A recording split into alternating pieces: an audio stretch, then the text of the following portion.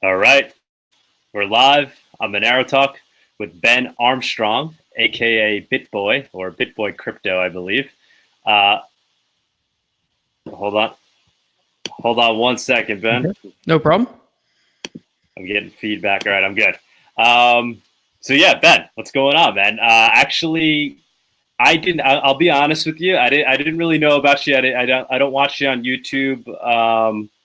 But Winktoshi or Wikitoshi, Wikioshi reached out to me, and he's like, you got to get this guy on. Went to the YouTube, checked you out. I was like, all right, this guy has got some interesting opinions. He obviously has been in the space for a little while. A hell of a lot more subscribers than I do. Let's get him on. Let's talk Monero. Perfect. Let's talk Bitcoin. So you got Bit in your name, so I assume you're first and foremost a Bitcoin guy. Is that accurate or not at all? No, totally inaccurate. Okay. So basically the name comes from, which is funny. I was on my own podcast, Beards and Bitcoins, this morning. We recorded an episode and we were talking about this on there as well. BitBoy is actually a pretty common name in the space, and I didn't know that when I came up with it. There's actually a new hardware wallet called BitBoy. There's actually a Game Boy type game called BitBoy. And there's actually the creator of the Bitcoin logo went by the moniker BitBoy, which I didn't know until recently. That was very interesting. But I came up with the name because my channel was originally supposed to be a cartoon series called BitBoy and Hodl. It was about a superhero, crypto superhero named BitBoy, and then his sidekick, and they fought. Dr. Fudd was the enemy. Which all that is still in the works. We're still trying to get that out, but pretty early on in the channel, I switched over to doing news videos, and then since the name of my channel was BitBoy, people started calling me BitBoy, and that's how I'm a 36-year-old man about to be 37, and people call me BitBoy, but I've just learned to live with it. So it's good branding anyways. So it's like Satoshi. We are all BitBoy. We're all BitBoy. That's right. All right. So how'd you get into crypto? And how'd you start the channel? What's your story? What's your crypto story? Yeah, so I got into Bitcoin in 2012. So a lot of people who got in around that time were coming for Silk Road, and I was not. I always like to make the distinction. Not that there's anything wrong with that per se, but that's not how I got into it. I got into it through a computer software that I had to buy, and the U.S. government had shut down that guy's website because he was sued by Craigslist, and ICANN can just shut down a website when someone from another country doesn't answer a lawsuit. So they shut down his website and he started taking Bitcoin. That would have been, in the middle of 2012. Made my first Bitcoin purchase in early December of 2012.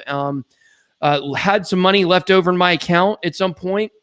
Mt. Gox. I used Mt. Gox and BitInstant back then. Had some money left over in my account. And in between a couple payments I had for the software, the price just skyrocketed. And I sold a lot of my Bitcoin back then through local Bitcoins, and I made several $1,000s and was pretty happy with that. Of course, that amount would have been worth easily 7 figures, much more than that during the bull run with as many purchases I made. So, however, I did have it all in Mt. Gox, so I had sold out, and then whatever I had left was in Mt. Gox. So I have a small payment coming back from them, but I just got really, really interested in it at that point. But because of the Mt. Gox crash, it kind of felt like at that point that it was over, And so I stayed watching it. The price went up and down. And then obviously in 2017, when things started taking off, I got a lot more interested again.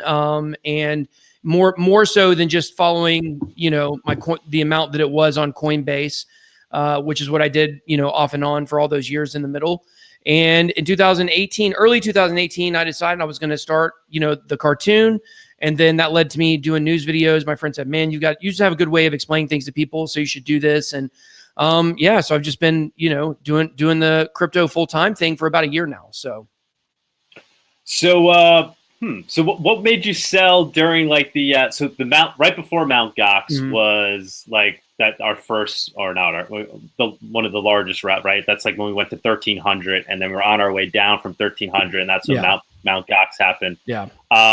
You were selling during that time. Why were you selling during that time? You weren't a full believer yet? No, not at all. No, I wasn't a believer at all back then. Okay. And that is what has driven me to do what I do in the space now, is because now I am a believer. And so I tell this story about when I sold the Bitcoin on localbitcoins.com, which is I met an Asian guy in a McDonald's. We used the Wi-Fi connection, and he got lost meeting me there. And I live in Atlanta, and it was close. He went to the wrong McDonald's in Atlanta, and so I had about 45 minutes there just sitting in the McDonald's waiting to sell, my Bitcoin. And I was like, you know what, maybe I should get more interested in this. Maybe I should really figure out what's going on. Well, the number one site explaining who Satoshi was and what Bitcoin and crypto was at that time, it looked like a GeoCities website. It was terrible. It looked like Space Jam website from 1995, And I was reading, and at that point, I don't think the general crypto public knew, if there was even such a thing at that point, that Satoshi was not like a random man in Japan, because the article I read was this is a guy in Japan, he's the creator of this, he really controls it all. And it was just it was misinformation too. So I just remember reading it what is this blockchain technology? I couldn't wrap my head around any of it because I don't have a computer background. I have an internet marketing background, but I don't have a computer background. In terms of IT, I can do web design and things, but not on the more technical side of things. So, for me, it was really just, I didn't really understand what I had my hands around. And what's really interesting is, have you ever heard of this currency scam with the Vietnamese dong? Have you ever heard of this? What was the scam? The Vietnamese dong. That's legitimately, it's called the dong. I swear. Okay. So there's a popular scam that's been going back on since the 80s, I think, or maybe early 90s, where basically there's, this rumor that if you buy a bunch of this Vietnamese dong, there's something crazy happening with it and you can make a bunch of money. And my friend's dad that same day was trying to get me involved in this. And I remember my friend and I having a conversation about that while I'm in the middle of selling this Bitcoin. And his dad's trying to talk him into this crazy currency scam. We literally had a conversation where we were like, man, there's got to be something out there where we could just, there's got to be some big come up where if you invest in something, you can make a ton of money, not even realizing it was right there in front of our face the whole time, So that's usually how it goes down. Isn't it? Yeah, I got in at that peak, and when it was hitting 1,300 or on its way down. So that was deli December 2013, right? Whatever it was. And Mt. Gox, I didn't have money in Mt. Gox, so I was. Oh, nice. Mt. Gox was a great thing for me because I was like, all right, here we go, it's going down. And at that point, I was already a believer. I kind of grasp it to the level where I knew, all right, Mt. Gox doesn't equal Bitcoin. Right. Bitcoin, it's its own animal. So yeah, a little bit different. But then, I started hearing early on talk of the issue with Bitcoin, the fact that I understood that the ledger was transparent, but I didn't really understand the repercussions of that right away. And people were saying, oh, things could be blacklisted. And but that didn't really fully grasp me. I wasn't I was kind of well, big deal, who cares? It works. And then as I got into it, actually, when the bubble really started to happen, I was like, you know what? I don't want everybody to know how much Bitcoin I have. Realizing I'm using Coinbase to buy it, and then I'm sending my transactions, and that was kind of my path to Monero. The realization of the fact, oh wait. Maybe everybody could potentially, or governments or the powers that be could follow and track and see my money. Did you make that trajectory as well? Did you ever have that moment? Is that did you go down that path? I'm not really. I understand the importance of privacy, obviously. I think that. I've been doing a series on my channel called The War on Bitcoin, where I've been talking about a lot of Big Brother stuff, how, a cashless society is something that, the whole world is actually heading to, and how that's really cashless. In crypto, people hear cashless society and they're like, yes, we need to get rid of fiat. No. A cashless society is an idea. It does not have anything to do with your physical paper money. A cashless society has everything to do with the powers that be being able to track every single thing that you do. That's why you get rid of cash, not because it has anything to do with fiat. So I definitely do understand the importance of privacy. For me personally, I never really have gone down the full route of privacy coins. I have definitely invested in some. I do have some. Monero, by far and away, I do feel like is the best one. I don't think, that's something I would really argue. But at the same time, the government is that thin line between, like, I know the privacy is important, but yet I feel like the governments are going to try to do everything they can to stop the privacy coins. And that to me makes it a little risky. If we look at just what happened with Zcash getting removed from Coinbase, that was because Coinbase had basically severed their tie with Barclays Bank. And then Clearbank is the new bank that is now working with them to do instant withdrawals for their customers in the UK. But part of that agreement was they had to remove Zcash off of their site. So, we're already kind of seeing that. And, the argument can be made like, yeah, of course. I mean, privacy coins will still have value if people trade them back and forth. But, if the on-ramps and the off-ramps, continue to get attacked by big institutions and, the UK tax authorities sending out all these letters to exchanges saying they want every transaction from every customer, it's just kind of a scary time. It's almost like, yeah, you can, if you have Monero, that's great if you use a wallet to wash it with, I like Wasabi or something like that. Like, that's great. But if you're buying it on an exchange, then you're still going to be tracked, So that's kind of my general, thought on privacy coins. They just feel a little more of a risky investment to me, but I don't want to call them a necessary evil because they're not evil, but I think you understand what I'm saying. Mm-hmm. Mm-hmm. Yeah, no, I do. I actually look at it the opposite way, as you could imagine. This being Monero Talk. Reason being, I see the fear with regulation and these things being an indicator that Monero works and it's achieving the value proposition of what crypto was meant to achieve, which is to be this, open source technology, cypherpunk that can be used to transfer value peer to peer without anybody stopping your transactions, censoring your transactions. So because it works so well, there's a fear that it may be regulated. So for me, it's just an indication that it's actually living up to the value proposition of crypto. Whereas something like Bitcoin that we're seeing is currently being embraced we're almost at that point where it's being embraced by governments. And like you said, this cashless society is a thing, an idea that governments, are potentially trying to get people to, get rid of the cash. Let's all pour it on into the digital world where we can conveniently see your transactions move. Right. And now here comes Bitcoin. At first, they were fearful of it when they didn't understand it. But now that they do, they're like, you know what? Use all the Bitcoin you want. How can we control it? It's a way for you now to opt in to a cashless society. Right. You got, it's like people thinking they're opting out and they might potentially be opting in. So I see it kind of as an indicator that Monero is doing the job of what crypto's supposed to be doing. Do you have any opinion there? I mean, don't you think, what do you think the value proposition of crypto is? Yeah, I mean, I definitely totally agree with you in terms of Monero is much closer to what cryptocurrency is supposed to be rather than what Bitcoin has become.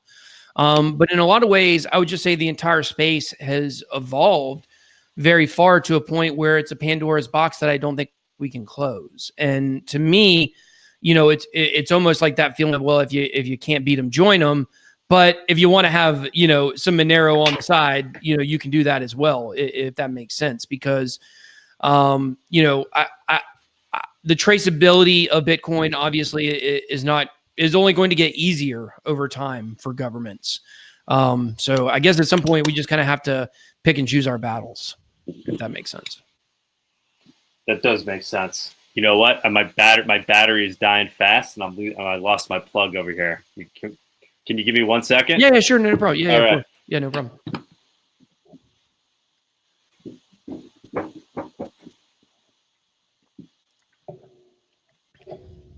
A&W Diet Root Beer, it's great. It's a drink of choice, drink of champions.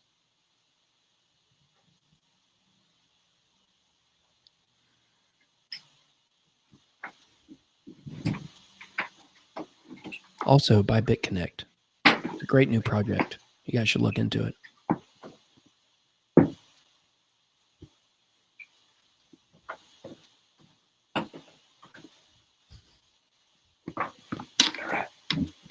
All right. Okay. You're a trooper today, man. No problem. Were we still live during that part? What's up? Were we still just live? Yeah, we're still live. Because I tried to do anything silly. Well, I tried to shield in my A&W Diet Root Beer. I was hoping somebody could watch it. And also, I told him about this really cool new coin they should buy called BitConnect. It's like really cool. You guys should get into it. Oh, wait, you know what? This charger's still not working. Shit. It's for your computer? Yeah, hold on. Yeah, hold on. Okay. Yeah, see, I'm wearing a Blockbuster shirt. What'll be the next Blockbuster in crypto? Safest job in 1995. Blockbuster manager. I recently did a street video at DragonCon in Atlanta where people dress up like superheroes and stuff. I didn't dress up. And somebody dressed up like Blockbuster manager. It was my favorite costume. All right, we're good. All right, great. I just explained to them why not to buy Monero. No, I explained to them that I'm wearing my Blockbuster shirt, and Blockbuster manager was the safest job in 1995. and now look at it. Is Bitcoin the next Blockbuster? I don't know. There you go. We'll Perfect example. So all right, I see what you're saying. So Bitcoin is your coin then? No, I mean I'm not a maximalist. I do believe in this is where I really veer off from the Bitcoin maximalist, because I do believe in a fully tokenized economy. I believe that one day having your own coin will be akin to having your own website. I think every retail store will have their own coin. I think that's really just, where we're going. The question is, will we have a bubble that pops like the tech bubble had? Will we have a bubble that pops where all these websites with the way of the dinosaur, and then we look back on them in the future and we say, man, you know what? That pets.com sure was a great idea. Or the web van, like look at the web van. Web van was a great idea. Get your groceries delivered to your house. It was just about 20 years too early. And so that's what I worry about with a lot of the crypto projects out there right now. Privacy coins or store value coins, they're obviously just fall into a completely different category.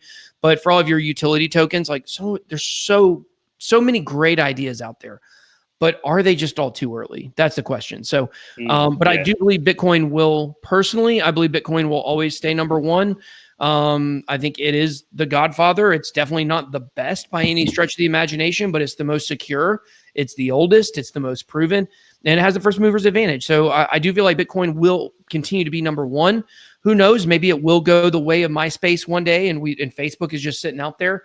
But at this point, there's no reason to think that is going to happen other than just kind of, judging other sectors and niches. So, but you don't think the reason that it lacks the fungibility and that it's not actually true digital cash is significant? Well, I'm a Bitcoin gold 2.0 guy.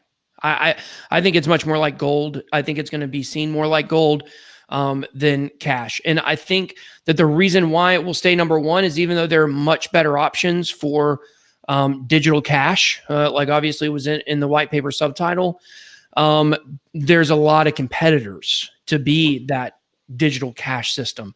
So we might see 5 or 6 that succeed as a cash system or even more, but I think Bitcoin is going to be pretty much gold. It's gonna have that market cornered, I think. So but is it one of the fundamental features of gold the fact that it's fungible? Like, every unit of gold, every atom of gold equals every other atom of gold. Doesn't that come into play? I understand the fungibility argument that, privacy coins try to make against Bitcoin. Like, I understand it. Basically, it's you have a terrorist that uses Bitcoin, that address gets blacklisted. So, if somehow that amount of Bitcoin makes it to your wallet, then you can't spend it. So therefore that is not as equal. That since it's basically worthless is not equal to another Bitcoin. If you got one Bitcoin that's worthless because it can't be used because it was blacklisted. But I think that, obviously most people are buying their Bitcoin on exchanges, and they now say that less than 1% of all Bitcoin transactions. Obviously this has a lot to do with exchanges. But less than 1% of all transactions are for, nefarious activities, dark web. That number is going to continue to dwindle due to the fact that it's becoming more and more and more traceable. So at this point, I don't think that argument, in my opinion, is very strong. Now, but but black, 1% is used for crime.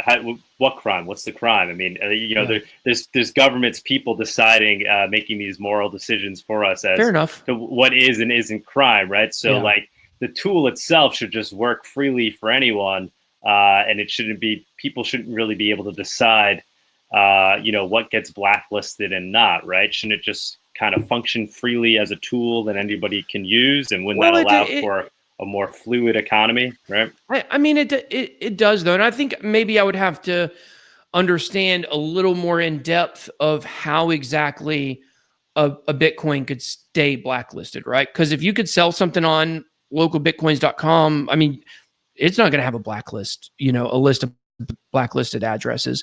There are wallets, I believe, that you could send it and wash it to. I mean, I think there's a lot of options for people. There still are, regardless of the traceability of Bitcoin, due to exchanges, Binance, Coinbase, several of the other big sites. I mean, there are still decentralized exchanges. I think if I'll just tell you like this, if I got 10 Bitcoin sent to me, and somehow they tried to blacklist my address, whoever the moral authority is, let's just call it the FBI, CIA, whoever it is. What is the exact division of the U.S. government that blacklists addresses? They blacklisted those guys' addresses in Turkey or in Iran for the Good Sam hack. Do you know anything about that? It was the Treasury Department of it. I could be wrong. I think you're right. Yeah. Is it? But it's a the criminal division of the Treasury Department, whatever that is. Yeah. There's some moral authority that blacklists, my Bitcoin. I'm pretty confident I could still find a way to get my value for it, one way or another. Yeah, but why, right? So why not use a better tool where that's, because it all harkens back to this cypherpunk idealism of creating this tool that could be used as free speech money, where we could fluidly transact peer to peer. And then, so why use the hindered, broken version of that, where it's peer to peer until it's not, until somebody comes in and says, hey, we're blacklisting these wallets, or we're, who knows, one day maybe even censoring transactions themselves. That's another thing too. I mean, how about the centralization of miners and things like that? Do you consider those things issues in Bitcoin? Yeah, I do. And mainly not necessarily from like a crypto standpoint, and there was actually a really interesting thread on Reddit today that I did not get to read all the comments on. I was wanting to look at, talking about something I've been considering over the past couple months, or last month at least. So when I talked to a group of guys that knew nothing about crypto, 3 or 4 guys, it's, for me, it's an easy segue to talk about crypto whenever I meet new people, and they're like, so what do you do? And I'm like, well, I have this YouTube channel, and then like, what's it about? And so it's cryptocurrency, and then I got to explain what it is. Most people have heard of Bitcoin. The ironic thing here is, most people have heard of Bitcoin. Most people know 2 things about it. It's a digital currency and it's untraceable. That's what they think they know about it, which is very interesting. Right. But, exactly. I explained to them, everything about Bitcoin. I'm like, well, it can't be hacked. I mean, Bitcoin can't really be hacked. It technically could. It had to be a 51% attack, but it'd be really hard because there's so many, nodes on the network and miners and yada, yada, yada. And the guy said, well, show me something that claims it can't be attacked, and I'll show you the number 1 target to get attacked. And so they're thinking about that, and then thinking about how many of these physical miners are in China, and how many of these mining pools are in China. And the 2, Bitmain pools that at one point were making up, I think, 43% of the hash rate, something like that. When China is pretty much already declared world war on everybody with their 5-year financial plan, and that they've already been, state-sponsored hacking of all of these industries across the world that they're trying to be number 1 in.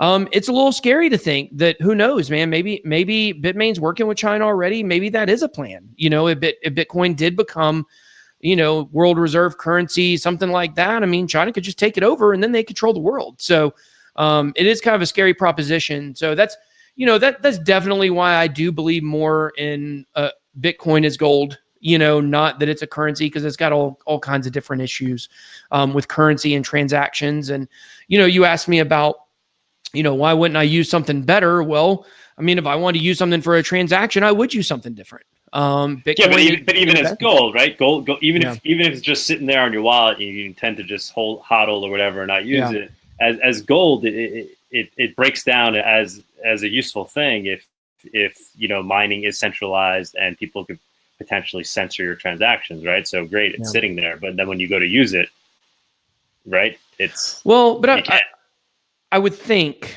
and obviously I'm not inside the heads of the Chinese government, which is something I'm looking more and more into. Is so interesting, all the stuff that's going on with China right now and their leadership. But I would think that if Bitcoin, I would think the motivation for them to try to overtake Bitcoin would be a lot higher if it was a currency than if it was gold. I mean, that would be my way of thinking, because if it's gold, you have people's investments. But if Bitcoin is more looked at as a currency, then you're kind of controlling the flow of money across the world, So that's my thought on it. I've put some considerable amount of thought into all this, but it is a very complicated situation. Okay. Yeah. Yeah. I mean, I guess basically, if I agree with the thesis that Bitcoin is trying to be gold, but I just think Monero does that better. Like I do think the value proposition of this stuff is let's have something that's like digital gold, and then could also be used as cash, right? There's no reason why, because it's digitally, right? So it's digital. So once it's functioning like gold in terms of the fact that it's secure and whatever, why can't you then use it as a currency as well? I mean, gold itself can be used as a currency as well. So right, it's just well, a little impractical, right? Yeah. So but obviously, if in digital form, there's no reason why that should be impractical. You're right. But the hard thing to get right is the decentralized nature of it, the fact that it's censorship resistant. Those are the hard things to do. That's the hard thing to pull off. And obviously, Bitcoin has done that to a very large degree. But in my mind, it seems to have some critical flaws and won't be able to ultimately do it unless it somehow morphs and becomes more like Monero and somehow adopts fungibility on the protocol level. But go ahead. I was gonna say, let me ask you a question. I'm used to asking the questions. I do many more interviews than being on the other side. No worries. So for you, being someone that is a diehard Monero fan, and kind of the opposite of a Bitcoin maximalist, you have a coin where you think should be the top coin, should be above Bitcoin. I understand ideologically that that's what you want, and that is something that you feel like the cypherpunk movement, like they had a point, they had a goal.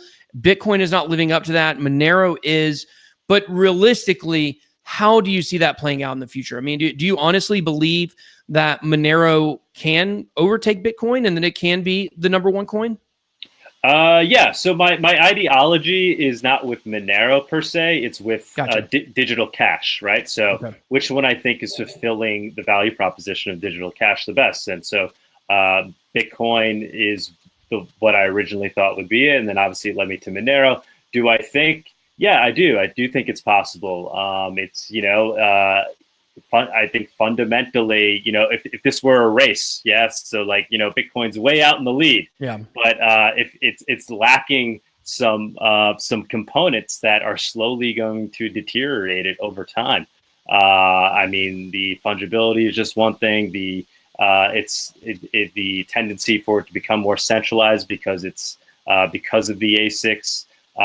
The security of the network, as you know, Bitcoin, 21 million and it stops. So why are the miners going to continue to mine, right? So whereas Monero has the tail emission, so there's these things which I think were thought about when Monero was created in 2013, 14, as improvements upon Bitcoin to make it more like digital gold and digital cash. So I do think it's possible. I think maybe the more likely scenario is Bitcoin stands there for a very long time, and Monero becomes number two. and sits there as number 2 for a long time. But then you got to ask yourself that then it's like, well, if it's number 2 at that point, why wouldn't it just overtake number 1? Like, what is Bitcoin really providing at that point, right? Yeah. So yeah, I mean, as crazy as it sounds, I do see there being a path, because I don't really see the path for Bitcoin. I don't really see how it adapts and becomes more like digital cash. I feel like the window is closing. The protocol itself has ossified. It can't really be changed at this point due to the politics and the momentum so it's not, there's first mover advantage, but there's kind of first mover disadvantage as well, right? Yeah. Obviously it's kind of lost its startup vibe. It can't really pivot. It can't adapt, right? It can't adapt. So I do see a path to it becoming number 1. I think I look at cryptocurrency. I don't think cryptocurrency is going to be around for very long. And what I mean by that is we still have an incredible amount of, time relatively to make money with cryptocurrency and to see this. I think probably 30 to 50 years, I think we'll be on to something totally different. So that is one thing that really scares me about the general slow track we're on with adoption right now. Because I'll tell you, I do street videos once a week where I go talk to people out on the street about Bitcoin, and I even go to a nerd conference and nobody there knows, So unless it's a crypto conference, you can guarantee pretty much nobody at any. Sorry, I always play with poker chips while I'm doing these interviews, and I always drop them at least once. But even people at, like I said, that the conference I went to where people are dressing up like anime and there's gamers everywhere. We talked to one guy out of 40 who owned Bitcoin. And he actually owned Dogecoin. And Dogecoin and Bitcoin, those were his 2 Bitcoins. And outside of that, nobody else knows about it really. And so the slow track that we're on concerns me because, quantum computers in the next probably, that's why I say 30 years, about 30 years probably until quantum computers are able to be in people's houses. Right now, there's only a few in the world, and I think they have to be at negative 100 degrees Celsius or something that the room has to be.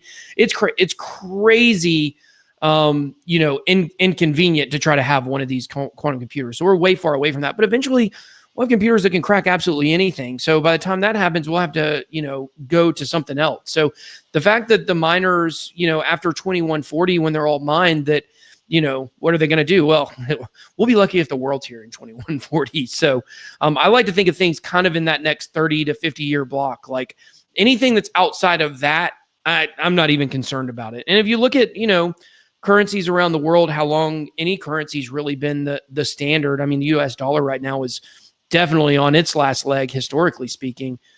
So it is time for something else to take over, but I just don't think it'll be, I don't think people in 50 years will be using Bitcoin or Monero or anything like that. I think who knows, we may actually have to go backwards, once there's so much tracking on everything that you do, maybe a subculture will rise up, if that makes sense. Okay. Yeah, I disagree. I do, whether it's Bitcoin, Monero, I do think one of these things will take us the next couple of thousand years. Oh, wow. If anything. I mean, yeah. I mean, we have nothing. Nothing in history's lasted that long. Well, I mean, money itself, right? So money, the idea of fiat has been around for quite some time. Before that, whatever, so this is a new. This is we went from. I mean, I don't want to get the facts wrong, but basically, money's been the same throughout all of history, right? All it has been is people keeping track of value, right? You used to keep track of it in your mind, right? That was the days of barter. But now, and then fiat was a way to do it, and that allowed people.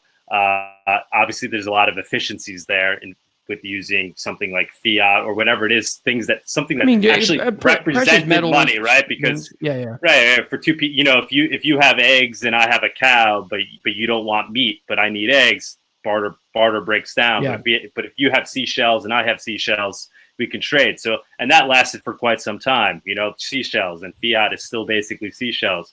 But now with Bitcoin and Monero, we've created the ledger. It's no longer, representations. It actually is a real ledger that's keeping track of value, and it's a trusted ledger. And as long as it maintains its decentralized nature, and it can't be censored.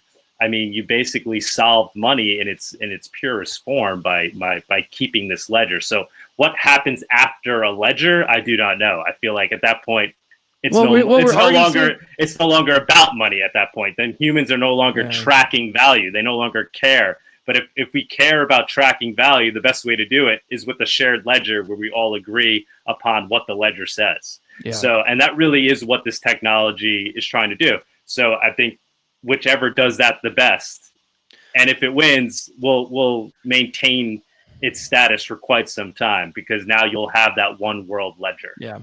Well, one thing that, I have several reasons why I've come to that conclusion. And that's why I think my focus on my channel now is adoption. Like, that's my focus. I'm getting out, I'm going to conferences, I'm talking to people on the street. I'm trying to push adoption because I'm trying to do everything that I can to get this technology intact, because there are so many different things that do scare me about the future, not in the next 5 years, not in the next 10 years. But I mean, the fact that we've already gone from blockchain to so many different projects that are now, cryptocurrency ledger systems that are, not even blockchain, like Holochain, the DAG protocols out there and stuff like that.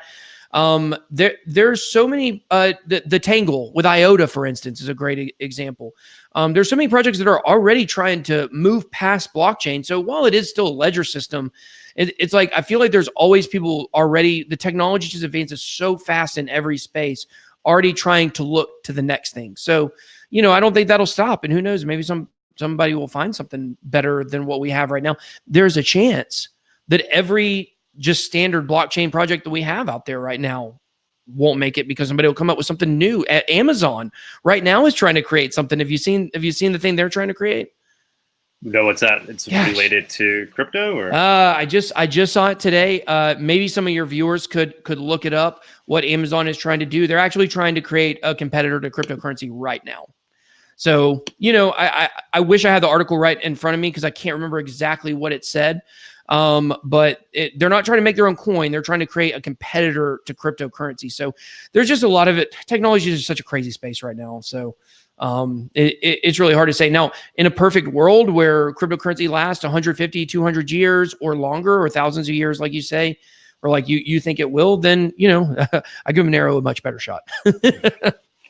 All right. Let's do our quick sponsor break, if you don't mind. So to those of you that are watching and that have watched Monero Talk for quite some time, we finally decided to go the sponsor route as a way to sustain this show and to support the journalism. We like to call journalism here that's been going on. So probably to no surprise to those of you who have been tuning in, our first sponsor is Cake Wallet. We always talk about it very highly on this show because I personally use Cake Wallet. Personally use Cake Wallet, and we use it because we think it's the true open source Monero wallet for iOS. It's been vetted by the community. I always sing this song on Monero Talk. I talk very highly of Cake Wallet, so we've decided to make it official. So sponsored by Cake Wallet. I highly recommend anybody that has an iPhone and is looking to use Monero, transact with Monero, store Monero, to download Cake Wallet.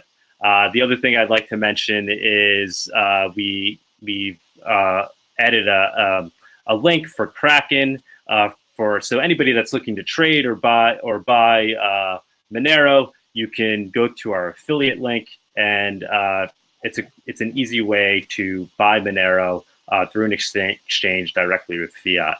And the last thing I want to bring up is our own little company that we're starting on the side is called Gratuitas. And I would love to get your feedback on this, actually. Gratuitas, it's basically a way to tip the producers behind products. So we're starting off with coffee. You can buy coffee at gratuitas.org. It's coffee from Brazil. And you can, if you enjoy the coffee, you can send a tip with Monero directly to the farmers that farm the coffee. Idea is maybe we'll add other products as well. But that's Gratuitas. And anybody that's, a coffee drinker that watches this show, highly encourage you to buy, a pound of coffee, and it will help support this show. What do you think? What do you think of Gratuitas? What do you think of that concept? I love tipping platforms. Obviously, I'm a big supporter of Brave Browser. I really love Basic Attention Token. So I love the idea of microtransactions. I think the one thing I am a little concerned about with microtransactions is that really and just the idea of tipping is that it's such a younger generation idea. Because your older generation, I mean, I saw, this was funny. I can't remember who it was on Twitter. They said that someone had stolen their debit card and had bought a $60 meal at a restaurant. And even though it was a stolen card and they paid $60 for it, they still only tipped $4. The guy was like, you stole my card. You could have at least tipped him better, you know? So, everybody's trying to save a buck, but the newer generation that's coming up, watching streamers and donating to streamers, gamers, poker players, they really get, I think, the tipping economy. And so I do believe the tipping economy is going to be huge. I just wonder if it's going to be about 10 years away as opposed to right now. So, but however, with what you're starting with Gratuitous, the great thing for you is that the only general population outside of that younger generation that understands tipping platforms is the cryptocurrency, community. So good luck with that. I hope that works out for you. I do like to drink coffee myself. I like energy drinks too. And just a plug, I'm sponsored by A&W Diet Ruby. I'm not sponsored by them really. I wish they would. I drink so many of these things. If I get a 12-pack in the house, man, it's better than, it's the only drink out there that's a diet that's actually tastes better than the regular. You guys try it. A&W. Not Barks though, just A&W. You're definitely sponsored. You will be. Yeah, I hope I do. I would love to be sponsored. A&W Root Beer. I would love to be sponsored by you because you do not have any bigger fan in the world than me. So just get 100 extra user base, and you'll be right there. Yeah, man. What else do you? I know you got to go, right? I know. Yeah, I got to go in a few minutes. Okay. Yeah. We'll I'd stick around for 3 or 4 more minutes right. if you want to talk. So I do want to just say, like, I understand this is a Monero show. And I understand that I'm not a Monero rah-rah cheerleader guy, obviously. However, I do want your viewers to know I do fully support the idea of Monero. I fully support the cypherpunk movement. I support people not being able to spy on your transactions. I'm a huge supporter of that. And if it were up to me, that is what I would want to see. And yes, Bitcoin does not. But it is up to you. It's up to us to lead the revolution, no? Yeah, well, it is. I mean, you have to weigh out, in my opinion, I weigh out kind of the reality of the situation that is, and the fact that I think that the powers that be, whoever you believe they are, the lizard people, the government, the aliens, whatever you think they are that are in control of the world, whether it's just the, political leaders that we see, whether or not at this point, I feel like they've got too much control already over cryptocurrency. I think they've got too much control over the future of the markets, obviously with the Bitcoin ETF, the SEC, all this stuff. So that's really my thing is, is that a hill I'm willing to die on right now and stake my entire future in cryptocurrency on? For me personally, I'm just not there yet. Who knows? Maybe I'll get there. Maybe some of your viewers can come to my channel and make some comments and get me there. Yeah, well, I think what ultimately will get people there is when real world things start to happen. When we see more blacklisting. When you get a letter from Coinbase and it's like, wait, how'd you know I did that with these coins? And you're like, wait a minute, that doesn't seem right. I think that's what's going to start to open people's eyes. With all these blockchain analysis companies, when we start to see that start to surface, crazy, aren't they? They're funded with a lot of money, and nobody really knows what the repercussions are going to be yet. I mean, they're investing in something, right? That data is going to be used for something, and once we start to see that surface, and however it starts to manifest, I think that's when people will start to really realize that there's repercussions here with using something like that. That's what I think will slowly move people over to coins like Monero. Yeah. So yeah, I'm a fan. I hope it works out for you guys that are big Monero holders. I said I do hold some. I am a fan of the privacy of money. I think it's a key right that we should have. Just don't know if we'll be able to have it. So yeah, we definitely want to point that out there. Awesome, man.